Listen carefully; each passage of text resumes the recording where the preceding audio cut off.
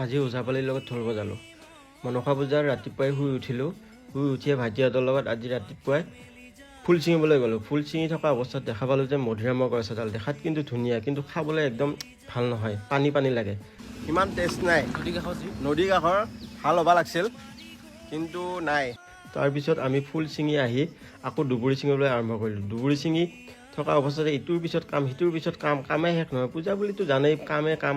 তাৰপিছত আমি সকলোৱে আকৌ গা পা ধুই আহি ৰেডি হ'লোঁ। গা ধুই আহি দেখা পালোঁ যে পানী তুলিবলৈ যাব লাগে। পানী তুলি থকা অৱস্থাত দেখা পালোঁ ওজাপালিয়ে ঢোল বজাই আছে। মোৰো অলপ মন গ'ল, কিন্তু প্ৰেক্টিছো নাই, অভ্যাসো নাই এনে।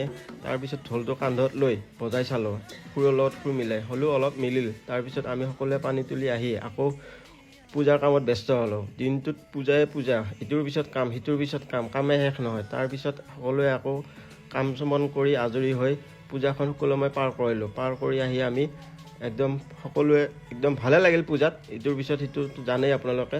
তাৰপিছত আকৌ আমি ইটোৰ পিছত সিটো ব্যস্ত হৈ সকলোৱে পূজাখন আনন্দ কৰিলোঁ, উপভোগ কৰিলোঁ। এইখিনিতে এইটো সমাপ্ত কৰিলোঁ। আগলৈ আকৌ লগ পাম। সকলোকে ধন্যবাদ।